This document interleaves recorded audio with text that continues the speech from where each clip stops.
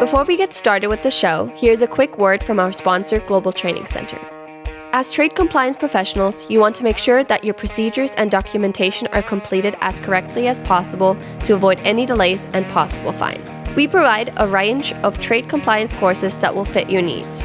From in-person or web training to recorded on-demand courses, we can train one or even thousands on your team through your learning platform or on our portal. We can even customize a private session for your team. Go to globaltrainingcenter.com to find out more. Hello, everybody in our SimplyTrade listening world. We are in for a great discussion today. There has been so many things going on.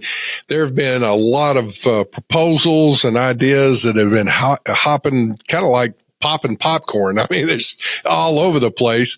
So we are so excited to have a discussion today. This is going to be a good show, I think, to talk about the some of the recent activities of some of the proposals from Trump. And, there's the threat of tariffs and all this kind of stuff. But for right now, folks, Lala, I'll tell you this is putting the compliance and trade folks right back at the table with the executive levels. Things are happening so fast that I'm a big one and keep telling people there's a difference of reacting and responding. Don't react, and we need to respond. But what do you think about that, my friend? No, I do too. I mean, I have in the last, I would say, few weeks, obviously, even before Inauguration Day, have been talking to several folks because, unfortunately, some of them may have a limited budget, if any budget, like for training, obviously, because that's what we do here is training. And they're asking for, like ideas and tips on how they can stay updated and et cetera, and I obviously point them to the podcast. This is free. You get a lot of recent updates and everything, but you're not really getting training. I mean, the training, there's a difference between like going to a conference and getting information and updates to what we do, which is going to an actual training where you go into the weeds of things and you actually learn how to move things around and everything. But anyway, I just tell them, to me, I'm telling them to try to convince management. If budgets are tight or whatnot, I mean, that's one thing, but they've got to look at what the current climate is. Like you said, we're back at the table. It's funny because somebody once recently, I heard somebody say, if you're not at the table, you're part of the menu. So I love that one.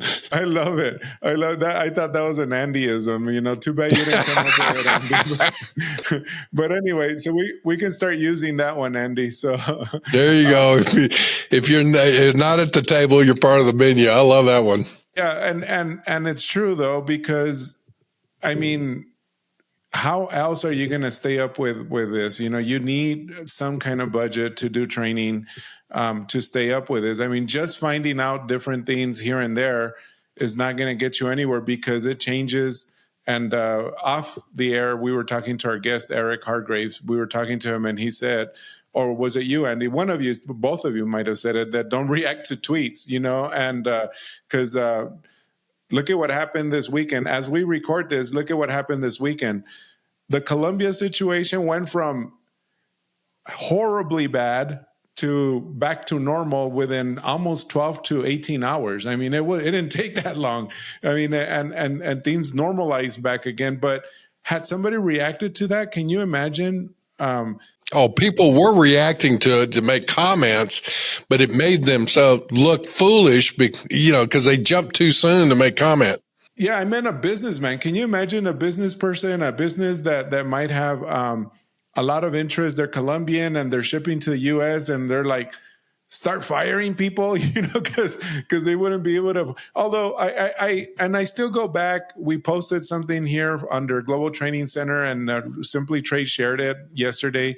And again, for reference, this was around the 28th of January, where we reposted a video that someone recorded on TikTok on who pays the tariffs. I mean, this guy on the street said, no, the Chinese do. Chinese are paying the tariffs. And it's like, no, the importer does. And then there was a long explanation on that. So anyway, it's just that. I mean, it's like not knowing, reacting.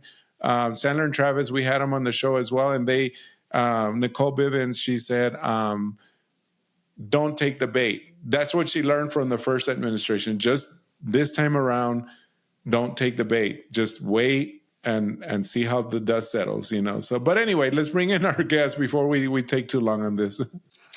Well, folks, y'all have had, you've heard this voice before. This is somebody that is definitely, he's one of the sharper tools in the shed.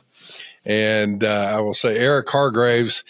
Eric, my memory is as long as the turtle's tail here. Tell me again what company you're with. You're in the on the Eastern Seaboard there, aren't you? Yeah, that's right. I'm with Elliot Davis, and I lead our supply chain advisory practice. So we help companies, usually in the mid-market, small and medium enterprises up to maybe 500 million to $1 billion, kind of plan out their supply chain activity. Largely importers, but we have, several offices located in the Southeast and one in India. And we're a 100-year-old tax firm that also has audit and consulting like a lot of other folks. And I'm specifically and narrowly focused on global trade. So that's where I come in. And I'll second what Lala was saying earlier, that education is key, particularly right now. It's kind of elevating supply chain and global trade compliance to the forefront, the current landscape. And we've got, a president who can't stop saying the word tariff, which is wreaking havoc on, everybody's trying to plan and prepare and scenario plan, what if. And I think what we were all saying here is, don't take the bait, don't shift your policies and your scenario plans based on tweets. But I do think the key word is preparedness. Like if you're going to be resilient, if you're going to have a resilient supply chain, the key word is preparedness. So you should be sort of wargaming, so to speak, changes in policy that are coming. You were talking about what does it mean in trade and trying to plan for it in supply chain of America First type philosophy? It's in the America First trade policy, which is the memorandum, the executive action that Trump initiated on January 20th. There are a lot of things in it. You mentioned de minimis. That's listed, and potentially closing the de minimis loophole, the exemptions on low value imports into the U.S. Then following that up, actually before the inauguration, the Restoring Trade Fairness bill it's a bipartisan bill that really targeted revoking China's normal trade relations status. That also has an elimination of the de minimis exemption within it, right? So we're really targeting China with a lot of these trade policies that, they're not law yet and they're not necessarily actionable intelligence, but they are something that you need to consider within your supply chain. And do you have the technical solutions like duty avoidance, duty minimization, duty drawback, first sale, tariff engineering, and so forth that can help you reduce your tax burden, but also operational solutions like exshoring your production or having contingent sources of supply in free trade agreement areas of the world where your risk of having all your eggs in one basket, where you're producing only in one origin jurisdiction, we need to start moving away from this just-in-time inventory mentality or one source with demand aggregation into multiple sources with contingent sources of supply. So it is shifting the way we think about supply chains. Over the last 4 years under Biden, we really didn't negotiate any new free trade agreements. We probably tried to strengthen them a little or just clean them up a little. And I've been making this point quite often here when I have guests that talk about it, is this next 4 years, we run into a situation where all three leaders of the countries that are members of USMCA are newly elected. So we got a new president in Mexico, and soon to have a new prime minister in Canada. It's very obvious that Trump's focus, to me, it seems like I just want to do a bilateral agreement. I want to negotiate with this country and let's take care of us, our interests that way. And then instead of having this, like in this case, it's a trilateral. How do you see that? I mean, how do you see that being affected, like with US? I mean, USMCA is the largest free trade agreement in the world. Well, I guess not really. I guess there's that one in the Asian one, I guess, that it's actually growing a lot more because there's a lot more member countries and China's in it. So, but technically speaking, USMCA and the legacy of it, NAFTA, have traditionally always been the world's largest free trade agreement with a lot more volume and trade going back and forth. I feel that that's a concern. I don't know. I mean, it especially me being here on the border, in the El Paso, Mexico border, it does affect our local economy quite a bit, and I'm sure the whole border region. I'm just trying to. We will have a guest that's going to come on our show and talk about the Mexico policy and like the nearshoring and stuff like that. So we don't need to go into too much detail on that. But what are your views on that? Man, I think what a great question. A loaded question, to be honest, because I think what we see Trump doing right now with his Truth Social posts and the America First trade policy, specifically calling out USMCA, we're talking about the guy who wrote The Art of the Deal, right? And we're starting early for that 2026 review of USMCA in the negotiation process. I think rules of origin and regional value content are going to come under scrutiny.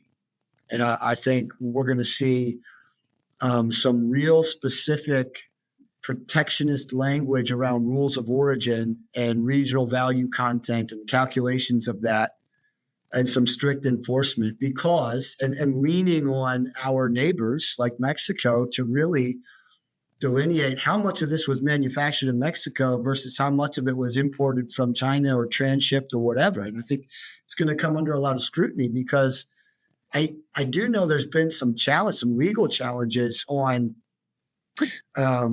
being able to meet the rules of origin for duty-free imports into the U.S. from Mexico, but then Section 301 tariffs still applying because of the Chinese content in the product that's being imported. And I think we're going to see a narrowing focus on that type of regional value content in the rules. Like same thing in CAFTA DR. I'd be surprised if we didn't go after some of that as well to say how much Chinese product is making it into American goods that are finished their transformation, their substantial transformation in one of our neighboring friendshore partners that has a free trade agreement with us. I think we're going to narrow that. We're going to sharpen that pencil on the calculations of how much value and content actually originated within our partners, within our free trade agreement partners. One of the best things you can do is figure out how to respond to this and be able to be that voice that is common sense and say, calm down. Yes, there's a lot going on. Here's what we need to do for right now. Sit tight and let's wait till the dust settles. At the same time, when we have the opportunity, here's what we want. You as an executive may be asked, what do you think from your company if it's a large company? Or your company may be asked if you're part of a trade association, what is it that you need to put forward? So think of those issues and put them forward. Would you agree with that, Eric? And with that, what would you say is, kind of a communication type outline that you should put together? I like to focus on two major topics. There are technical things you can do to mitigate the risk, right? But there's two sides to every coin. One side faces the dark and the other side faces the light, right? And so sometimes with every type of new policy, there are challenges that we would say on the dark side of it. And there are also opportunities on the light side of it. And I think we need to look at the opportunities, not just to mitigate risk, but also to improve selling markets for all of our products. And I think the America First trade policy is trying to define exactly what that is. And we'll see, again, like you just said, don't overreact right now and start shifting your supply chain around until there's some clarity. But I would be prepared. And two ways you can prepare is looking at technical solutions that will sort of drive down your costs. We talked about some of those earlier, like first sale and duty drawback and tariff engineering and foreign trade zones and free trade agreements. We've talked deeply about that. But the other side of that are some operational solutions like exshoring your production if you're an importer, looking at other production manufacturing environments that are within for friendly origin jurisdictions with the U.S. And probably don't have the geopolitical risk of a massive trade deficit with us. Because, I mean, that highlights one of the key strategies that we always advise our clients who are looking for opportunity to move production to mitigate the risk of Section 301 tariffs or restrictive trade policy that might be coming down the pike is this idea of the difference between geopolitical distance and geographic distance, right? Modern supply chains were built on geographies that had essentially low cost wage and maybe 8,000 miles away where you actually make the product that you're then going to sell in your selling markets. And we're revisiting that now. Like we're actually starting to trade in geographic distances that are much closer. But this idea of geopolitical distance is one that the McKinsey Institute did a great job of highlighting trade flows between people and their UN voting records. And are they geopolitically close in their ideology or are they far away? And I would focus your agenda on three things. Retaining market access in the US, maintaining business continuity and sell-through, and then lastly, containing cost. Because there is an inflationary aspect to tariffs, but there's also a market aspect to it. And you talked about that earlier on what are the opportunities coming at U.S. firms? And I think you need to just have that be your agenda weekly and update your executive committee on retaining market access, maintaining business continuity throughout the world, and containing cost. And if you could cover those three bullet points, I think you'd be in a really solid position. At least have some scenario plans and what ifs lined up that say, if the 25% tariffs on Canada and Mexico come to fruition, how are we going to pivot? Do we have contingent sources of supply? Can we be consistent with some of the rules of origin or regional value content that might come out of that? And stay informed, take advantage of Global Training Center and the education that's out there and learn more and understand the markets in which you're operating, not just from a product standpoint, but from a market access standpoint, from a compliance standpoint. And that's where you guys do such a great job educating your listeners. I would stick with it, stay informed, and get weekly briefs until we have something concrete. Right. Well, I'll say this, folks, we're going to have Eric's contact information with our show notes. There's some things that may come up that I would say, Lalo, from y'all's perspective, you might need to have somebody put together some of the recent or some of the training you guys might want to suggest to say, this is what will give, make a person more proficient or up to speed on certain areas of what to look at, but and publish those kinds of things. But our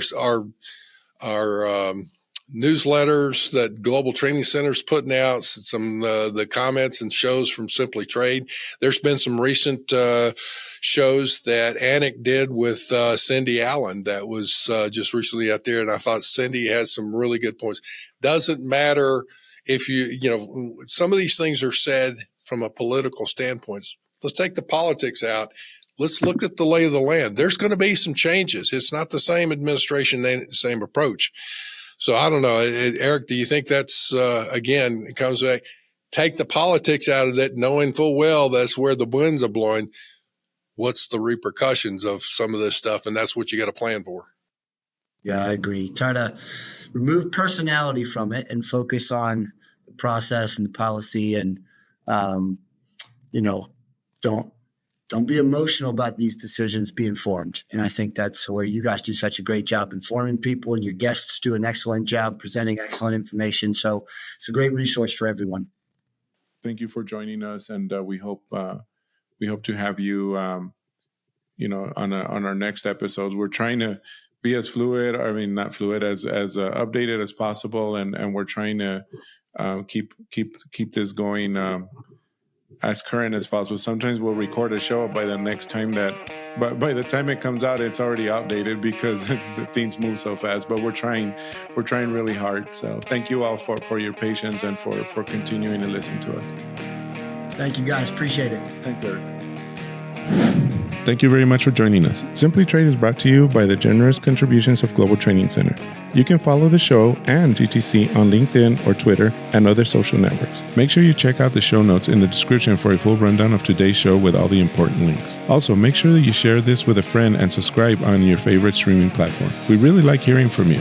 If you enjoyed the show, make sure to rate and review wherever you listen to this podcast. If you or someone you know would like to be a guest on the show or would like to sponsor SimplyTrade or suggest any topic you would like for us to discuss, please contact us via email at simplytrade@globaltrainingcenter.com or you can DM us on Twitter at SimplyTradePod. Thank you again for the privilege of your time. Happy trading. SimplyTrade is not a law firm or an advisor. The topics and discussions conducted by SimplyTrade hosts and guests should not be considered and is not intended to substitute legal advice.